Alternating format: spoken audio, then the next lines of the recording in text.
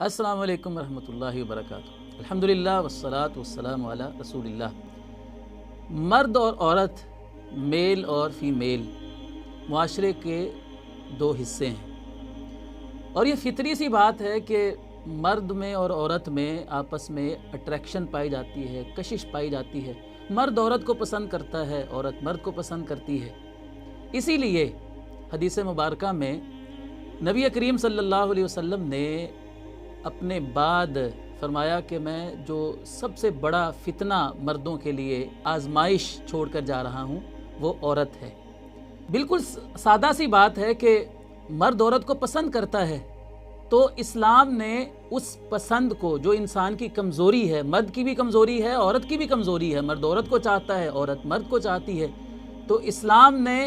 औरत की इस चाहत को, इस ख्वाहिश को सामने रखते हुए उनके लिए शादी और निकाह जैसा एक खूबसूरत बंधन, एक खूबसूरत रिलेशन, एक खूबसूरत रिश्ता रखा है। और अल्लाह ताला ने कुरान मजीद में इसको अपनी कुदरत की निशानियों में से एक निशानी करार दिया है। अल्लाह ताला ने फरमाया, अपनी नेमतों का एहसान जतलाते हुए फरमाया कि ए लोगों, मैंने तुम्हारे लिए तुम्हारी बीवियां पैदा की हैं, तुम उनके साथ शादी करते हो, लितस्कुनु इलैहा, तुम उनके पास जाते हो तो तुम्हें सुकून मिलता है, इत्मीनान मिलता है। वजअल बैनकुम मवद्दतन व रहमा, और अल्लाह ताला ने मर्द और औरत के दरमियान मोहब्बत पैदा कर दी है। तो ये बड़ा खूबसूरत ताल्लुक़ है मर्द और औरत का, जो शादी की शक्ल में, निकाह की शक्ल में उनके दरमियान पैदा होता है। नाज़रीन किराम, यही ताल्लुक़ जो निकाह की शक्ल में एक मर्द और औरत के दरमियान बनता है, अगर कोई मर्द और औरत वो ये चाहते हैं कि ये मज़े जो शादी की सूरत में, निकाह की सूरत में मर्द और औरत को मिलने वाले हैं, अगर वो बग़ैर शादी के, बग़ैर निकाह के वो मज़े लूटना चाहते हैं, तो कोई मज़हब भी इसकी इजाज़त नहीं देता है। इस्लाम ने बहुत सारी तालीमात दी हैं।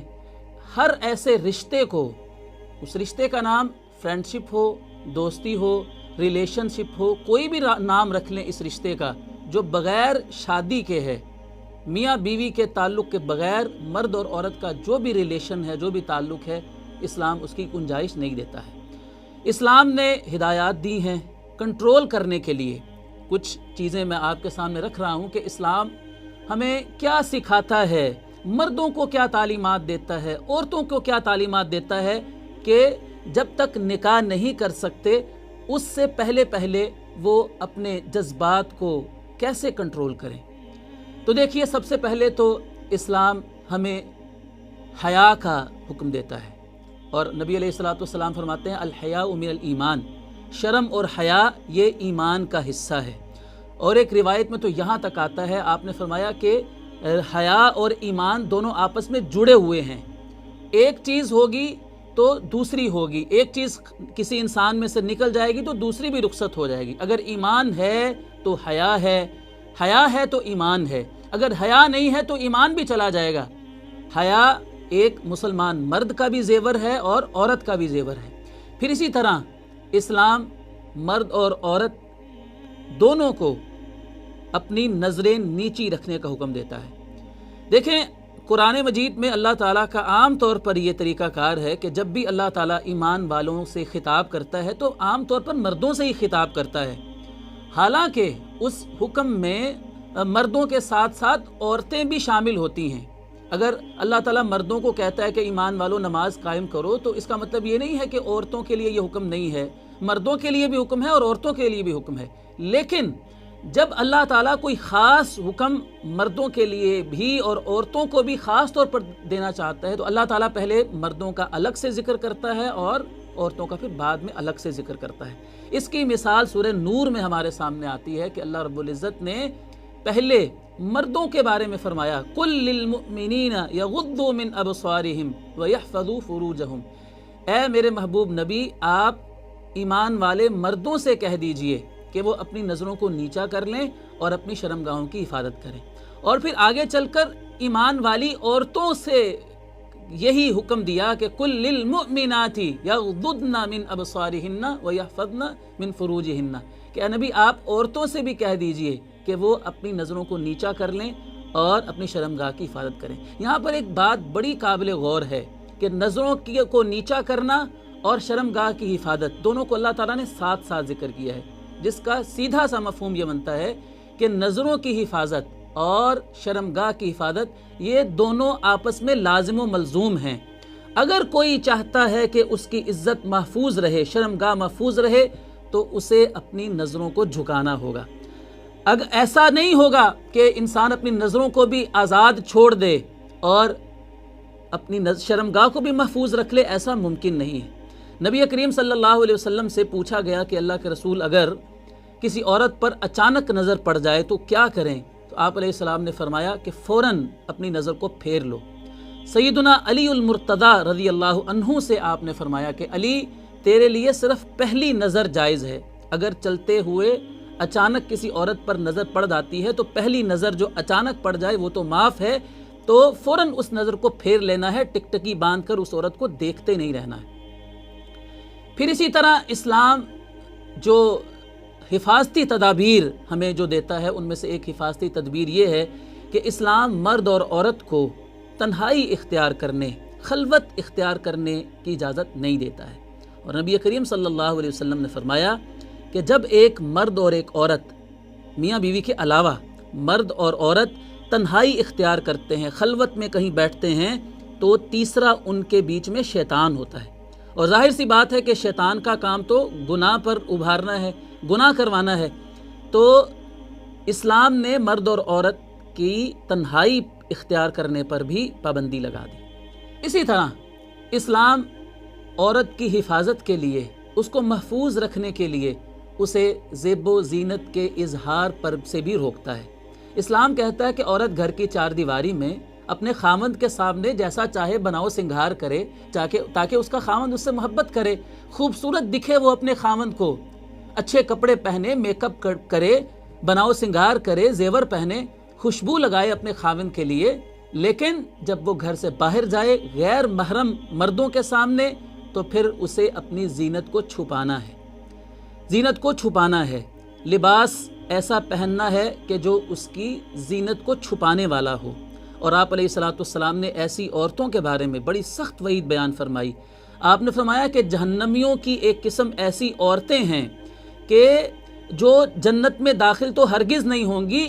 حتیٰ کہ ان کو جنت کی خوشبو بھی نہیں آئے گی۔ یہ ایسی عورتیں ہیں کہ جو لباس پہننے کے باوجود بھی برہنہ ہیں، اتنا باریک اور اتنا تنگ لباس پہنتی ہیں کہ لباس پہننے کے باوجود وہ ننگی ہیں۔ تو فرمایا کہ ایسی عورتیں جنت میں داخل تو ہرگز نہیں ہوں گی، ان کو جنت کی خوشبو بھی نہیں آئے گی، حالانکہ جنت کی خوشبو تو اتنی دور دور سے آتی ہوگی۔ اور زینت کے اظہار سے جہاں پر اسلام نے منع کیا ہے غیر محرموں کے سامنے، وہیں پر اسلام نے عورت کے لیے خوشبو لگا کر باہر جانے سے بھی منع کر دیا۔ اور نبی علیہ السلام نے اتنی سخت بات ارشاد فرمائی، اتنی سخت بات ارشاد فرمائی، آپ نے فرمایا کہ جو عورت خوشبو لگا کر باہر جاتی ہے اور مرد اس کی خوشبو کو سونگھ لیتا ہے تو فرمایا ایسی عورت زانیہ ہے، ایسی عورت زانیہ ہے جو خوشبو لگا کر باہر جاتی ہے تاکہ مردوں کو اپنی طرف مائل کرے۔ زیب و زینت کو چھپانے کا تو اسلام نے حکم دیا ہی دیا ہے عورت کو۔ اسلام تو کہتا ہے کہ جب وہ ضرورت کے تحت کسی مرد کے ساتھ بات کرے تو اپنی بات کے اندر بھی نرمی اور لوچ پن نہ لے کر آئے کہ کہیں کسی آدمی کے ذہن میں غلط خیال جو ہے وہ پیدا نہ ہو جائے۔ قرآن مجید میں اللہ تعالیٰ نے امہات المومنین نبی کریم صلی اللہ علیہ وسلم کی ازواج مطہرات رضوان اللہ علیہن اجمعین کے بارے میں، جو کہ اس امت کی سب سے پاک باز اور نیک سیرت خواتین تھیں، ان کے بارے میں یہ حکم دیا کہ اے نبی کی بیویوں، جب تم نے کسی مرد سے بات کرنی ہے تو نرم لہجے میں بات نہیں کرنی ہے بلکہ سخت لہجے میں بات کرنی ہے۔ تو ناظرین کرام، جب نبی کریم صلی اللہ علیہ وسلم کی ازواج مطہرات کو، جن کو امت کا ہر فرد اپنی ماں تصور کرتا ہے، اگر ان کو یہ حکم دیا جا رہا ہے کہ تم نے اپنی آواز سخت رکھنی ہے مردوں کے سامنے اور زیب و زینت کا اظہار نہیں کرنا ہے، اور جب چلنا ہے تو قدم اس انداز میں نہیں اٹھانے کہ پیروں کے اندر اگر کوئی پازیب وغیرہ ڈلی ہوئی ہے تو کسی مرد کو اس کی آواز آ جائے اور اس کے لیے فتنے کا سبب بن جائے۔ تو اسلام تو یہ ساری چیزیں عورت کے دفاع کے لیے، عورت کی حفاظت کے لیے کر رہا ہے۔ نبی کریم صلی اللہ علیہ وسلم مردوں سے آپ جب بیعت کرتے تو ہاتھ ان سے ملاتے۔ ایک مرتبہ آپ بیعت کر رہے تھے تو خواتین بھی آپ سے بیعت کرنے لگیں، تو ایک خاتون نے بیعت کے لیے اپنا ہاتھ آگے بڑھا دیا، تو آپ نے فرمایا کہ میں کسی عورت سے مصافحہ نہیں کرتا، یعنی چھونا کسی مرد کا کسی عورت کو، یہ بھی اسلام نے منع کر دیا۔ اور نبی علیہ السلام نے فرمایا کہ کسی آدمی کے سر پر لوہے کا ہتھوڑا مار دیا جائے، یہ اس سے بہتر ہے کہ وہ کسی عورت کے ساتھ ہاتھ ملائے، اس سے مصافحہ کرے۔ تو یہ ساری چیزیں جو ابھی آپ نے احادیث مبارکہ کی روشنی میں سماعت فرمائیں، یہ سب کے سب مرد کے فائدے کے لیے بھی ہیں، عورت کے فائدے کے لیے بھی ہیں۔ عورت کو یہ نہیں سمجھنا چاہیے کہ اسلام نے میرے اوپر اتنی ساری پابندیاں کیوں لگائی ہیں۔ بھائی اگر ڈاکٹر کسی چیز سے منع کرتا ہے کہ تم نے یہ نہیں کھانا، تو وہ مریض کا دشمن نہیں ہوتا ہے، وہ خیر خواہ ہوتا ہے مریض کا، اس لیے وہ کہتا ہے کہ تم نے یہ چیز نہیں کھانی ہے اگر تم اپنی صحت کو بحال رکھنا چاہتے ہو۔ تو اللہ تعالیٰ جو ہمارا خالق ہے، ہمارا مالک ہے، جس نے ہمیں پیدا کیا ہے، وہ ہماری نیچر کو بخوبی جانتا ہے، تو اس نے ہماری فطرت کو سمجھتے ہوئے اس نے عورت کے لیے، مرد کے لیے کچھ ہدایات دی ہیں۔ تو جس طرح ہم ڈاکٹر کی پابندی کو، ڈاکٹر کے بتائے ہوئے پرہیز کو برا نہیں سمجھتے، پابندی کو اپنے فائدے کے لیے سمجھتے ہیں، اسی طرح یہ ساری باتیں جو لگتی تو ہمیں پابندیاں ہیں اور ہمیں لگتا ہے کہ ان کو اپنانا ہمارے لیے مشکل ہے، لیکن یہ سوچنا چاہیے ہمیں کہ اللہ تعالیٰ نے یہ سب پابندیاں ہماری بہتری اور ہمارے فائدے کے لیے لگائی ہیں۔ عورت اور مرد کا جو تعلق ہے وہ نکاح جیسے مقدس رشتے کی شکل میں صرف بنے، اور اس کے بغیر جو رشتے ہیں، جو تعلقات ہیں، وہ ختم ہو جائیں۔ آخر میں ایک بات عرض کرنا چاہوں گا کہ اگر ہم یہ چاہتے ہیں کہ ہمارے معاشرے سے یہ بے راہ روی اور فحاشی عریانی اور اس قسم کے ایسے نامناسب واقعات جو اکثر ہم اخبارات میں پڑھتے رہتے ہیں، میڈیا کی زینت بنتے رہتے ہیں، اگر وہ واقعات ہمارے ہاں روح پذیر نہ ہوں تو ہمیں اسلام کی ان ہدایات پر عمل پیرا ہونا چاہیے۔ ابھی حالیہ دنوں میں ہی لاہور کے ایک تعلیمی ادارے میں ایک نوجوان نے ایک لڑکی کے ساتھ اپنی محبت کے اظہار کا دعویٰ کیا، ان کے درمیان دوستی ہوئی، دوستی جو ہے وہ غلط تعلق تک پہنچ گئی اور معاملہ یہاں تک پہنچ گیا کہ وہ عورت پریگننٹ ہو گئی۔ اب وہ نوجوان اس نے اس لڑکی کے گھر سے پیسہ منگوایا اور اس کا آپریشن کروانے کے لیے جب اس کو ہاسپٹل لے کر گیا تو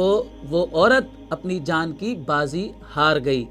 تو ناظرین کرام، یہ واقعہ یقیناً بڑا ہی دل خراش واقعہ ہے۔ جو شخص بھی اس واقعے کو سنتا ہے یقیناً وہ اس مرد کے بارے میں اس کو مورد الزام ٹھہراتا ہے کہ غلطی ساری اس مرد کی ہے، لیکن آپ دیکھیے ہم یہ بات کر رہے ہیں کہ اگر یہ مرد اور عورت اسلام کی ان دی ہوئی تعلیمات پر غور کرتے اور اگر وہ ایک دوسرے کو پسند کرتے تھے تو وہ اپنے گھر والوں سے بات کرتے اور نکاح کے ذریعے سے مقدس تعلق اپنا جو ہے وہ اس کو قائم کرتے، تو اس قسم کا جو دل خراش واقعہ ہمیں دیکھنے میں ملا وہ ہمیں نہ ملتا۔ تو اللہ رب العزت کے حضور ہم دعا کرتے ہیں کہ اللہ تعالی ہم سب کو اپنی نظروں کی، اپنی عزتوں کی اور اپنی حیا کی حفاظت کرنے کی توفیق عطا فرمائے اور ہمارے معاشرے کو ایک پاکیزہ معاشرہ بنا دے۔